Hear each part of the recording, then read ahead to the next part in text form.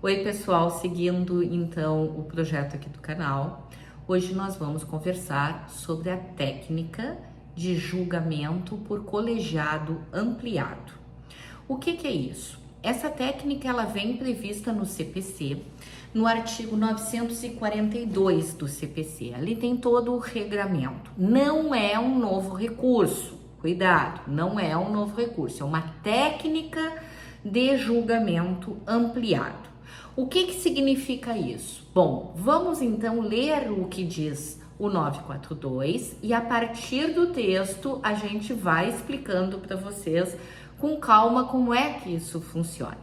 Em primeiro lugar, eu tenho que dizer, antes da gente passar para a leitura do artigo, explicar para vocês que essa técnica ela veio para substituir um recurso que havia no CPC de 73, tá? Que chamava-se embargos infringentes. Não existe mais embargos infringentes e agora então nós temos essa técnica de julgamento com colegiado ampliado, tá? Então, o 942 diz assim: quando o resultado da apelação, então cuidado aí, já começa o recurso onde vai poder se desenvolver essa técnica. Num primeiro momento é o recurso de apelação.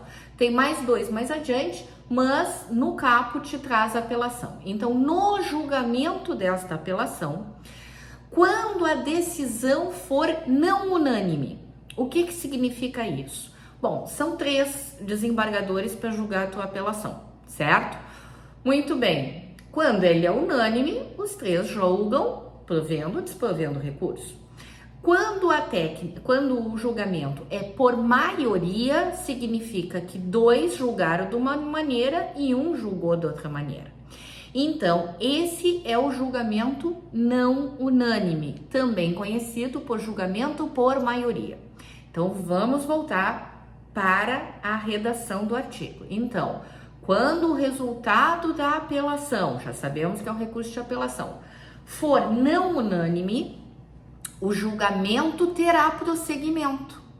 E olha o detalhe dessa história, gente. Esse prosseguimento é de ofício. Não interessa se a pessoa quer que prossiga ou não quer que prossiga. Não tem nenhum ato voluntário nisso. Então, uma apelação com julgamento de 2-1, automaticamente e de ofício, esse julgamento vai ter prosseguimento em sessão designada com a presença de outros julgadores. Sim, nós temos 3 julgadores, né? Então, ali os 3 vão decidir sobre o recurso de apelação. Só que esses 3 entraram nessa decisão não unânime. 2 para um lado, 1 para o outro. Então, como é que eu vou prosseguir o julgamento se os 3 já julgaram? Não, vai se chamar outros julgadores para compor esse julgamento não unânime. E esses outros julgadores que serão chamados são julgadores com número suficiente para reverter a decisão. Então, no mínimo 2. Então, se eu tenho 2-1, vem mais 2 julgadores, eu posso reverter essa decisão. E é isso que a técnica quer. A técnica quer ter uma certeza sobre aquela decisão. Então, no momento que houve um impasse, no momento em que houve um julgamento por maioria, se possibilita uma confirmação, vamos dizer, dessa decisão com um julgamento ampliado. Então, de acordo com o artigo, serão convocados, então, a presença de outros julgadores que serão convocados nos termos previamente definidos no regimento interno de cada um dos tribunais em número suficiente, então, no mínimo 2, né? Em números suficientes para garantir a possibilidade de inversão do resultado inicial, assegurado às partes e eventuais terceiros que estejam no processo o direito de sustentar oralmente suas razões perante novos julgadores. Bom, então, olha aqui, gente, no recurso de apelação é possível sustentação oral. Então, se no recurso de apelação é possível a sustentação oral, por que não na técnica de julgamento ampliado? Então, é garantido às partes, então, na frente desses novos julgadores, fazer a sua sustentação oral. Bom, na sequência, o 942, ele traz alguns parágrafos, tá? Mas, para a gente não perder a linha, a gente já viu que é o recurso de apelação não unânime, pode ser empregada essa técnica, pode não, será empregada essa técnica, é de ofício, independente da vontade das partes, vão ser chamados no mínimo mais 2 desembargadores para desempatar aquilo e de repente até reverter, tá? O parágrafo 3º, ele apresenta as 2 outras hipóteses, além da apelação não unânime, é possível o emprego da técnica na ação rescisória, que é uma ação originária dos tribunais, não é um recurso, tá? Então ele vem separado. É possível na ação rescisória, quando o resultado dessa ação rescisória, em decisão não unânime, for pela rescisão da sentença. Então, aquela questão para dar mais segurança. Então, a ação rescisória, quando o resultado é a rescisão e esse resultado se deu por maioria, 2-1, simplesmente a gente tem que disparar essa técnica de julgamento, tá? E o segundo recurso, então nós temos a apelação, nós temos a ação rescisória, que é uma ação originária, não é recurso. O segundo recurso, então, é no caso do agravo de instrumento, mas segura o tchan. Agravo de instrumento, tá lá o rol taxativo no 1015, tá? Não é qualquer possibilidade de julgamento de agravo de instrumento não unânime, não. A lei é clara, agravo de instrumento, julgamento não unânime, quando houver reforma, confirmação não vale, quando houver reforma da decisão que julgar parcialmente o mérito.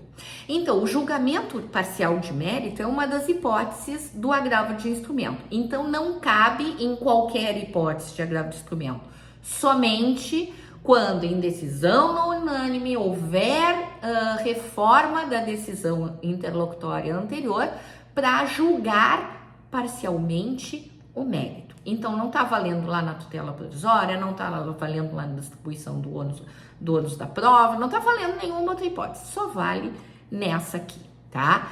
Então, o parágrafo 1º do artigo, agora retornando, esse é o 3º, o parágrafo 1º diz que, sendo possível a continuação do julgamento na mesma sessão, vai se colher os votos dos outros julgadores. Pessoal, quando possível, se possível, praticamente impossível, né? Vamos combinar que teve o julgamento, vai chegar o quê? Na porta, chama os outros desembargadores e vamos lá, vamos dar o prosseguimento ao julgamento? Não vai dar, vai ser marcado uma nova data e tal, mas o CPC coloca, se possível, vai se dar na mesma sessão, colhendo-se os votos dos outros julgadores, porventura compõem o órgão colegiado. Bom, os julgadores, aí vem a coisa importante. Esses 3 julgadores que julgaram o primeiro, que teve essa decisão por maioria de votos, eles simplesmente chamando outros mais 2 desembargadores, então eles vão ficar em 5. Eles podem rever o voto que eles já deram? Podem, tá? Penso o seguinte, vai ter de repente uma nova sustentação oral, vão ter novos argumentos, o julgamento não foi encerrado. Ele pode rever a decisão que ele deu no primeiro 2-1, tá? Ele pode rever essa decisão e acompanhar os demais. Então, daqui a pouco tem um julgamento por maioria e daqui a pouco ele vira unânime, porque as pessoas podem rever a decisão. Então, o parágrafo 2º diz lá, os julgadores que já tiverem votado, eles poderão rever os votos por ocasião desse prolongamento do julgamento. Essa técnica também é vedada, não se aplica nas hipóteses do parágrafo 4º. Então, ainda que a decisão seja não unânime, eu não vou aplicar essa técnica no incidente de assunção de competência, nos incidentes de resolução de demandas repetitivas, nos processos que tem remessa necessária, né, que a Fazenda Pública perde, tem remessa necessária, e no julgamento não unânime proferido ou pelo plenário ou pela Corte Especial. Nesses 3 casos, Não, 4 casos, né? Incidente de assunção de competência, demandas repetitivas, remessa necessária e julgamento pelo plenário ou corte especial, não vai se aplicar essa técnica. E aí vem uma novidade para a gente acrescer a essa ideia que a gente está te trazendo agora, né? O informativo 766, que saiu agora, dia 14 de março de 2023, tá? Não tem nem um mês dessa gravação. Ele destaca que se dessa decisão do órgão ampliado, né, com essa técnica de ampliação do colegiado, se dessa decisão se interpõem embargos de declaração, os embargos de declaração serão julgados pelo órgão ampliado. Não vai poder os embargos de declaração ser julgado pelos 3 iniciais, sob pena até que o entendimento lançado como minoritário, ele pode sair vencedor. Não, vem cá. Se os 5 deram o voto e fizeram o julgamento, seja lá o score que tenha sido, os embargos de declaração têm que ser examinados pelos 5, né? Porque os embargos de declaração, pessoal, não esquece, a função dos embargos de declaração, ela é integrativa. Ela integra o resultado da decisão, ela compõe o resultado daquela decisão, saneando os vícios, porventura, existentes nisso. E isso já está consolidado lá nas jornadas do Centro de Estudos Jurídicos, lá no Fórum Permanente Processualistas Civis, e então está no enunciado 137 e o enunciado 700, eu vou me permitir a leitura. No 137 diz assim: se o recurso do qual se originou a decisão embargada comportou a aplicação da técnica do 942, os declaratórios eventualmente opostos serão julgados com a mesma composição ampliada. E o 700 diz: o julgamento dos embargos de declaração contra acórdão proferido pelo colegiado ampliado será feito pelo mesmo órgão com o colegiado ampliado. Então, pessoal, era isso que eu tinha para trazer para vocês. Convido, se estão gostando do canal, se inscrevam no canal. É bacana para a gente ver esse retorno de vocês. Deixem os questionamentos aqui. Falem comigo o que vocês estão achando. Escrevam aqui embaixo nos comentários. Curtam o vídeo, que isso tudo é muito importante para eu ter esse feedback de vocês e continuar produzindo as aulas de processo civil. Era isso que eu tinha para falar até o momento. Um grande beijo, fiquem bem, até o próximo.